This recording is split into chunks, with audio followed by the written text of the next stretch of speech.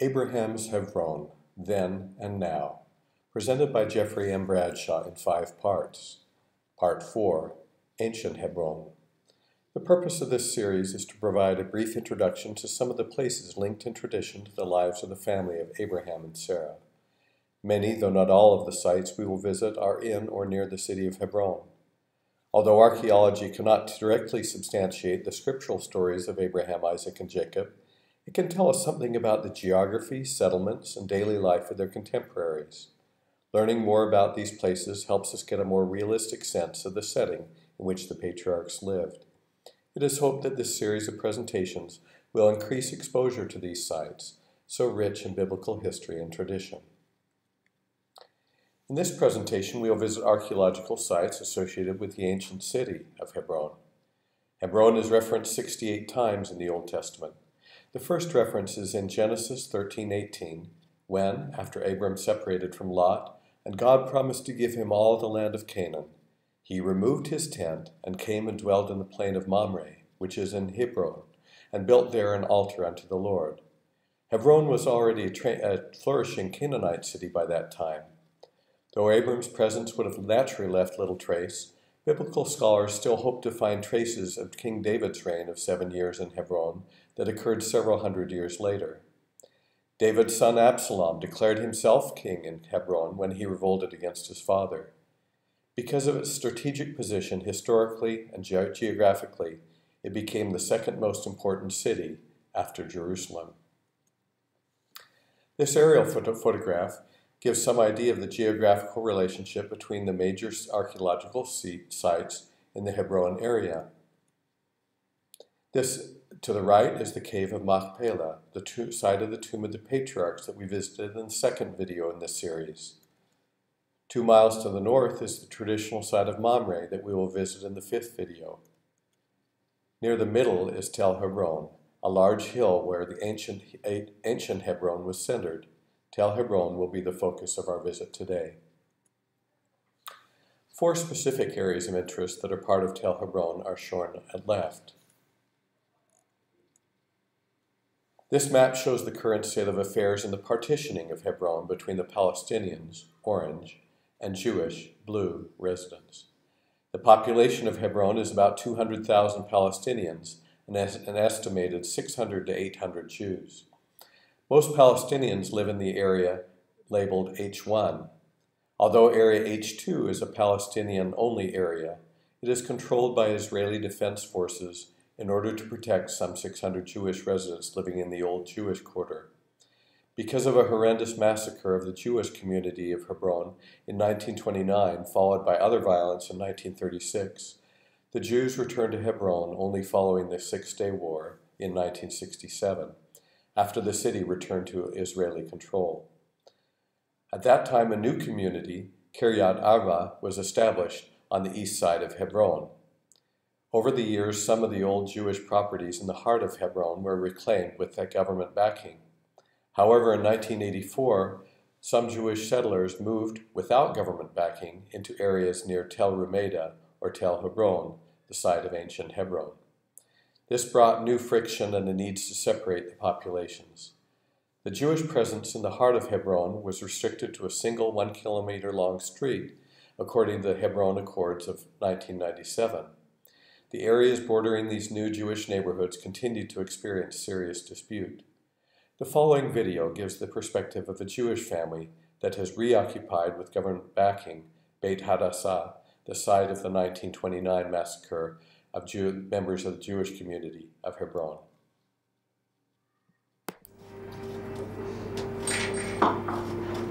She was the first one born in Hebron. I came here, was pregnant with her. Ruth Hisme is a mother of 7, a Jewish settler and a true believer. So much so that although she could live anywhere in Israel, she's chosen to live on a front line between Arabs and Jews. 8 years ago, Ruth and her family moved to the West Bank, to the only Jewish community living in the heart of an Arab city. The minute we arrived here, I felt very happy. But before we lived here, from far away, it seemed very difficult. To an outsider, that might be an understatement. But for Ruth, just being in the kitchen in Hebron is an act of faith. Ruth and her family live in a Jewish fortress, guarded 24 hours a day by the Israeli army. In 1929, the building she lives in was the scene of a massacre. 67 Jews were killed by Arabs. The Jews left Hebron, but in 1968, after Israel won the Six-Day War, they came back. It's less than a kilometre from home to Ruth's work as a teacher. She says she's spat on and shouted at. But this is about the only road where she feels safe to walk at all. Hebron has about 400 Jewish settlers, half of them children. Their government has already handed most West Bank towns to the Palestinians, but the settlers remain one of the most stubborn obstacles to the peace process. To the settlers, staying in Hebron means fighting to save Greater Israel. To more than 100,000 Palestinians who live around them, getting them out means shaking off Israeli occupation.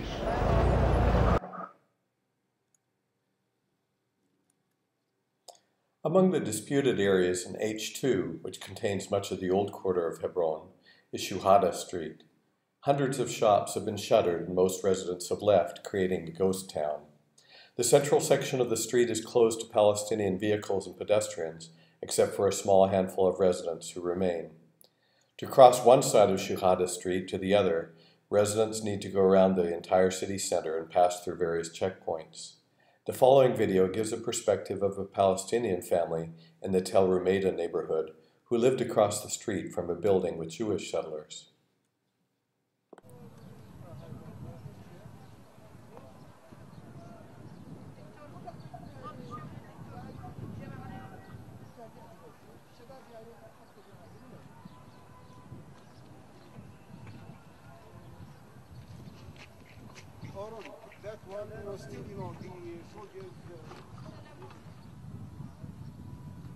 احنا هون في تل رميدا في هون هدول للمستوطنين هذه كلها البيت كلها للمستوطنين هون فيش احنا تقريبا هذا الشارع احنا بنعدي منه بس عشان المستوطنين بيلطخوا من هون والجيش من هون يعني ما فيش احنا على الاربع جهات محاصرين تقريبا لانه فيش اي محل نطلع فيه يا المستوطنين بيلطخوا يا الجيش.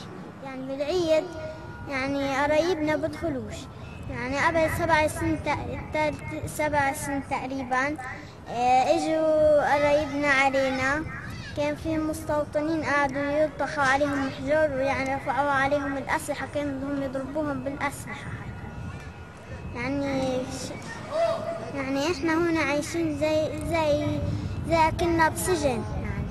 هذا ما كانش في شبك هون كان كله زي هيك بس دربزين وهيك لما اجوا المستوطنين صاروا يدخلوا حجار على البيت حطت لنا اياه السلطه يعني انت اي فر كل الدار عندنا كلها عليها شبك انه المستوطنين اي محل بيشوفوا فيش عليه شبك بيطخوا لنا عليه هذا صار عشان محطوط الشبك يجيبوا مقص يوصلنا الشبك يعني هم بضربونا هيك بضربوا احنا الولد الصغير احنا ممنوع نلطخ حجر. During our most recent visit in May 2014 to the location of the previous video, the residence of the Abu Aisha family at right seems to have been abandoned and shuttered. At left was a tall cement watchtower surrounded by a makeshift concrete wall and a neighborhood of broken-out windows.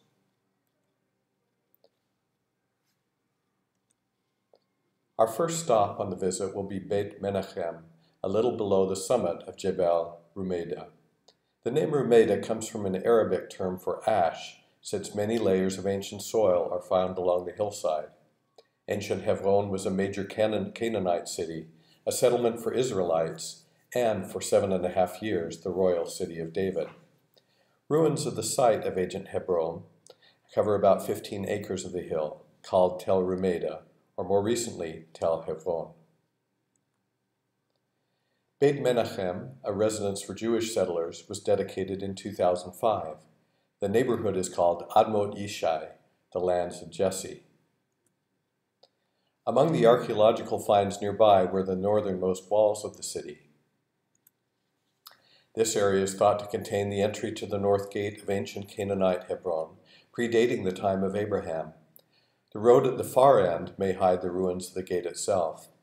This gate, or another on the south side, may have been the site where Abraham bought the cave of Machpelah to bury his family, the transaction having been witnessed by all who entered the gate. The wall at left and the steps to the gate were originally 30 feet high and are thought to go back 4,500 years to the early Bronze Age.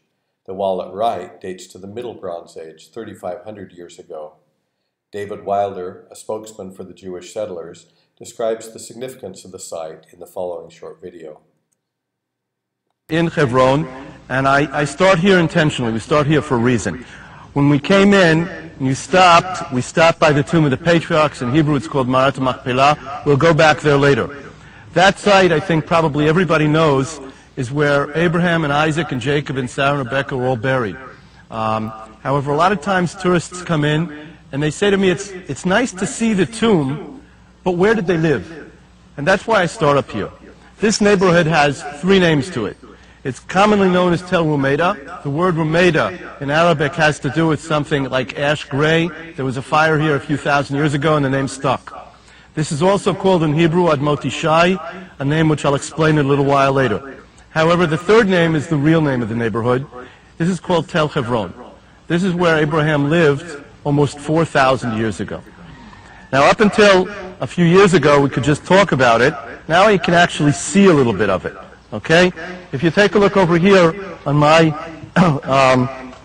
right, over here you can see all of these rocks here. This is a wall. Today this wall is 3 meters high. It used to be 10 meters high. So add another one and another one plus a little more, and that's how high it was.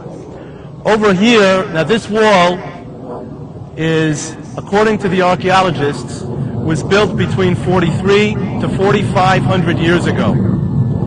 4,500 years ago, put it on a timeline, we're not going back to the days of Abraham, I'm sorry, we're going back to the days of Noah. That's when this wall was built. This wall over here on the other side is a little bit newer. This wall is only 3,700 years old. It was built during the days of Abraham. However, as far as I'm concerned, the most important find here are not the 2 walls, but what's in between them. You see these stairs. These stairs were discovered as you see them. Okay, nobody put them back together again. They're over 4,000 years old. The stairs led, going on the side of by the sides of the walls, up. Whoever was controlling the city could look down and determine whether they liked the guest or not. If they did, they'd let them in. If they didn't, they'd find a way to get rid of them. And the truth is that really the most important find here isn't what we see, it's what we don't see. Because if we kept going up the stairs, about where those soldiers are right now, the archaeologists say if they kept digging there in the street, right there, they picked us today. If they dug right up there where the people are walking, where Gila is right now, maybe she's going to go try to stop the airplanes. But if they dug right there, they think they would find the gates to Hebron. Now the gate, they don't know if it was an archway or if it was a double gate like this, but that's where they think people coming up the stairs from below would come up to the gate, they would open it, and people could go in. As far as I'm concerned, this is probably, even though there are no signs there and we walk there and we drive there, probably it's one of the most important places there is today in the land of Israel. Why is that so? Because if you go back and read in the Bible about how Abraham purchases the tomb of the patriarchs almost 4,000 years ago, you know, it says that he paid 400 silver shekels for that site. It was a tremendous amount of money. It's like $1 million today. And the amazing thing is that the guy that sold it to him, Ephron the Hittite, wanted to give it to him. He said, here, take it for free. And Abraham said no. Now, I don't know, somebody came and knocked on your door, you open it up, and they hand you the keys, and they say, see outside that new BMW? That's yours, free. And you say, free? Nah, come on in. I got to write you a check. You got to be crazy, right? But that's what Abraham did. He said, I don't want the keys for free, I want to pay for it. And he signed a contract, and he put 400 silver shekels down on the table. Why did he do that? Because he knew the site was so holy, and later when we go down there we'll talk more about that. It was so holy he realized that if he didn't pay for it, that one day somebody was going to say to him, you know, it really doesn't belong to you. We let you use it, but now we want it back. How can you make sure that never happens? Sign the contract, put money down on the table, and nobody can ever say that it doesn't belong to you. There are 3 places like that today in Israel. Joseph's tomb we paid money for. Temple Mount we paid money for. And the tomb of the patriarchs we paid money for. Okay? Abraham pays 400 silver shekels. Do you remember, though, where it says in the Bible that that transaction was carried out? It says at the gates to the city gates. City gates are right there. It's very, very possible, maybe even probable, that that's where Abraham stood 3,700 years ago and purchased Marat Machpelah for the Jewish people. Part of the archaeological dig is located directly under the Beit Menachem residence. Ruins of walls, a street, a residence from the early Bronze Age have been discovered. A 4-room house of a kind typical to Israelite occupation dates back 2,700 years to the time of King Hezekiah. A layer of ash provides evidence that the house was destroyed in the Assyrian conquest of 701 BC. Remains of grain silos and wine presses are also thought to date to earlier and later periods of Israelite settlement. Our second stop will be at the traditional site of the tombs of the biblical Ruth and Jesse. The image from an informative article by BYU Professor Jeffrey Chadwick on the excavation of ancient Hebron depicts archaeological findings for the ancient Hebron city walls in the early Bronze Age, 2600 to 2300 BC, shown in blue, and the Middle Bronze Age, 1750 to 1550 BC, in red. At left can be seen, within the walls, can be seen the location of ruins of a church and monastery from the Byzantine and Crusader periods, called in Arabic Dir al-Arba'in.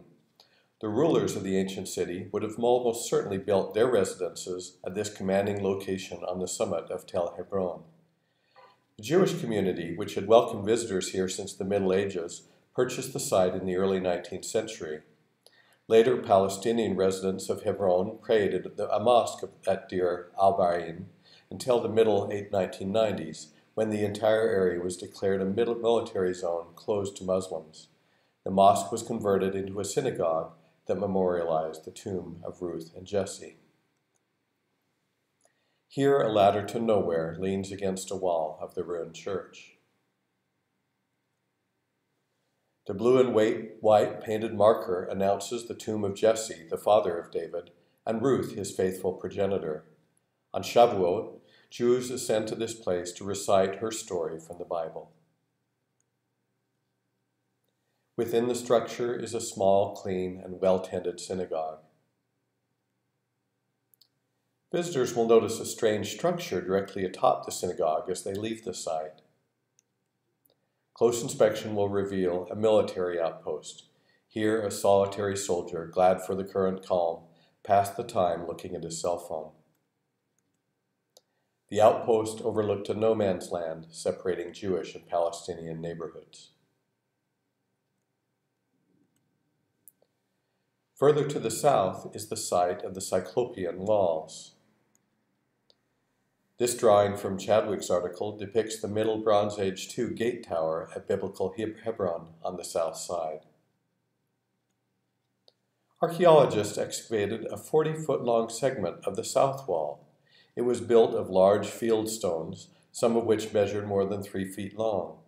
The flat top of the wall may have supported a mud brick superstructure.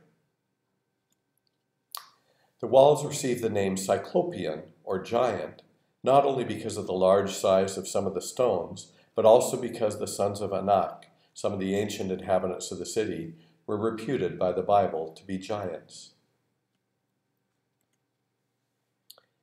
We will now visit a perennial spring on the lower eastern slope of Tel Hebron. In Hebrew it's called Ein Avraham, or Ma'ayan Avraham, the spring or well of Abraham. In Arabic it was known as Ein Khibra, or later as Ein Jadida, the new spring. In May 2014, the spring sat in the middle of a field, making it difficult to see and find. There were no prominent markers and no crowds. Beautiful olive trees, some reputedly 1,000 years old, cover the ruins of the ash hill of the ancient city. The grove is owned by a Palestinian landowner named Haikal. In 2011, 16 of these trees were destroyed in a fire lighted by Jewish settlers. The spring is reached by a series of stone steps. It seems to have been a water source for the ancient city. A thick wall inside the spring may have closed off an underground aqueduct that led from the water source to the upper level of Tel Hebron. The water is about 12 feet deep. On hot summer days, its clear, cold waters are a playground for children. In the spring, adults from the Jewish community sometimes use the site as a mikvah, a ritual purifying bath. Sadly, even this peaceful place has been the scene of violence. I'm standing outside my aunt Avraham in Hebron, just underneath the Tel Rumeida neighborhood.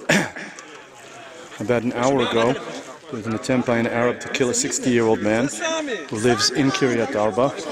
He was down here on the steps going down, and an Arab threw a rock at his head. He was found on his back just outside the water. We close this visit with Hugh Nibley's description of the greatness of Abraham, an example for his age and for every age of humanity. Quote, "Abraham was the essential everyman, but never was there a less ordinary individual. What office did he hold? We know of none. What miracles did he perform? What dazzling appearances? He lived in the heroic age, a time of great migrations, of epic literature, but we read of no mighty combats, blow by blow, or challenges boasting heroic genealogy. His 10 trials were every man's trials. He was in trouble in business. The grass, water, and grazing rights on which he depended were often withheld from him. He never drove a hard bargain, not even with the king of Sodom, or the generous Ephron the Hittite, who would have given him the burial cave for nothing. He yielded to Lot's greedy cattlemen and gracefully withdrew. His great zeal for the common good led him to plant trees and dig wells wherever his wanderings in the drought-ridden land led him, with no expectation of personal benefit, for the enjoyment of those who would come after. At Hebron, he ran a school for outcasts, where he received all comers. He always played fair. Charity was dead, and Abraham revived it, was a proverb. In our obsession with crime and Western scenarios, the central theme is always the pleasure of revenge, watching the bad guys suffer, inflicting exquisite tortures, if possible far surpassing those administered by the villain. Such vengeance was not for Abraham. Josephus tells us that Abraham stubbornly pleaded with God to spare the wickedest people in the world because he felt sorry for them, because they were his friends and neighbors. That is almost inconceivable to us in our modern Sodom and Gomorrah. It is compassion and forgiveness alone that are the unfailing traits of the true descendants of Abraham.